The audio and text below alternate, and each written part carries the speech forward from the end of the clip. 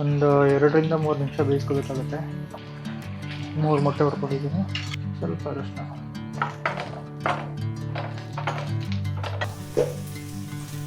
ಒಂದು ನಿಮಿಷ ಫ್ರೈ ಮಾಡ್ಕೊಳ್ಳೋಣ. ಸಕ್ಕತ್ತಾಗಿದೆ. ಸೊ ಇವತ್ತು ಎಗ್ ಬುರ್ಜಿ ಮಾಡೋಣ ಅಂತ. ಸಿಂಪಲ್ ಆಗಿದೆ. ಎಗ್ ಬುರ್ಜಿ ಹೆಂಗೆ ಮಾಡೋದಂತ ತೋರಿಸ್ತೀನಿ. ಇದು ನಮ್ಮಮ್ಮ ಹೇಳ್ಕೊಟ್ಟಿದ್ದು. ಇದಕ್ಕೇನು ginger garlic paste, chaat masala, garam masala, coriander powder ಇದೇನು ಬೇಕಾಗಲ್ಲ.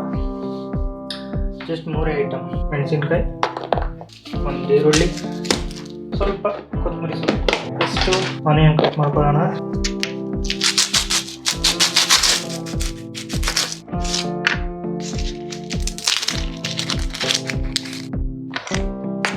ಒಬ್ರಿಗಾದ್ರೆ 2 ಮೊಟ್ಟೆ ಸಾಕು.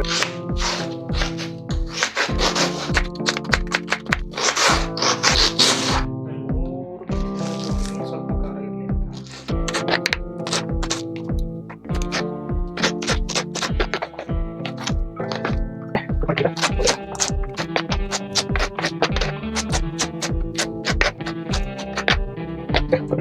ಸೊ ಸ್ಟಾರ್ಟ್ ಮಾಡೋಣ ಇವಾಗ. ಫಸ್ಟ್ ಎಣ್ಣೆ ಹಾಕೊಳ್ಳೋಣ.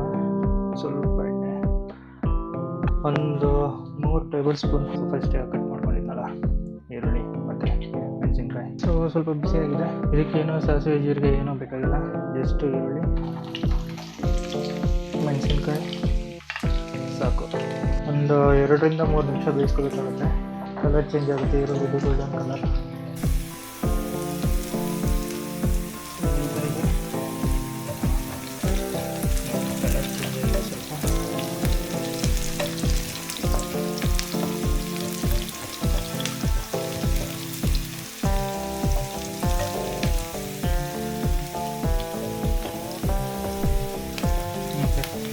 ಇವಾಗ ಇದು ಬೇಯ್ತಾ ಇರಬೇಕಾದ್ರೆ ಉಪ್ಪು ಹಾಕೊಂಡ್ರೆ ಬೆಸ್ಟು, ಯಾಕಂದರೆ ಈರುಳ್ಳಿ ಉಪ್ಪು ಹಿಡಿಯುತ್ತೆ. 4 ಸ್ಪೂನ್ ಉಪ್ಪು ಹಾಕೊಳ್ತಾ ಇದ್ದೀನಿ. ಚೆನ್ನಾಗಿ ಇದಾಗಬೇಕದು, ಅದಕ್ಕೆ ಹಿಡಿಯುತ್ತೆ, ಉಪ್ಪು ಹಿಡಿಯುತ್ತೆ ಈರುಳ್ಳಿಗೆ.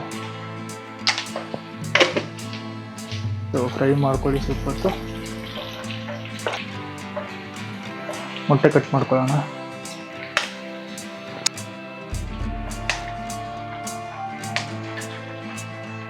ಮೂರು ಮೊಟ್ಟೆ ಹೊಡ್ಕೊಂಡಿದ್ದೀನಿ. ಮಿಕ್ಸ್ ಮಾಡ್ಕೊಳ್ಳಿ ಚೆನ್ನಾಗಿ. ಉರಿ ಸ್ವಲ್ಪ ಕಡಿಮೆ ಹಾಕ್ಕೋಬೇಕು, ಮೀಡಿಯಮ್ ಫ್ಲೇಮಲ್ಲಿರಬೇಕು. ಇದಕ್ಕೆ ನೀವು ಸ್ವಲ್ಪ ಅರಶಿನ, ಸ್ವಲ್ಪ ಕಲರ್ಫುಲ್ ಆಗಿ ಕಾಣುತ್ತೆ ಅದಕ್ಕೆ.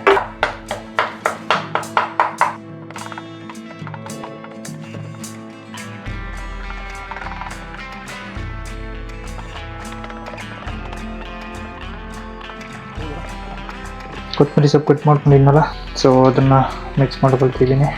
ಹೇಳ್ದಂಗೆ ಈರುಳ್ಳಿ, ಮೆಣಸಿನ್ಕಾಯಿ, ಉಪ್ಪು ರುಚಿಗೆ ತಕ್ಕಷ್ಟು, ಆಮೇಲೆ ಅರಿಶಿಣ, ಕೊತ್ತಂಬರಿ ಸೊಪ್ಪು ಕೊನೆಯಲ್ಲಿ ಹಾಕೋಬೇಕು. ನಿಮಗೆ ಅದು ಅರೋಮಾ ಚೆನ್ನಾಗಿ ಬರುತ್ತೆ ಕೊತ್ತಂಬರಿ ಸೊಪ್ಪು ಹಾಕೊಂಡ್ರೆ.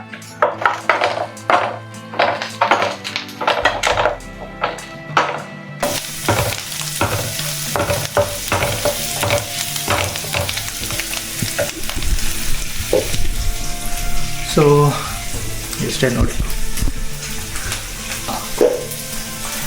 1 ನಿಮಿಷ ಫ್ರೈ ಮಾಡ್ಕೊಳ್ಳೋಣ. ಆಲ್ಮೋಸ್ಟ್ ಆಗಿದೆ, ಸಾಕು ಬೆಂದಿರೋದು. ಚೆನ್ನಾಗಿರುತ್ತೆ ಅಂದ್ಕೊಂಡಿದ್ದೀನಿ.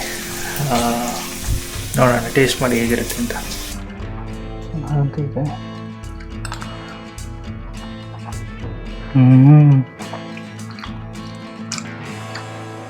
ಸಕ್ಕತ್ತಾಗಿದೆ, ತುಂಬ ಚೆನ್ನಾಗಿದೆ ಟೇಸ್ಟು.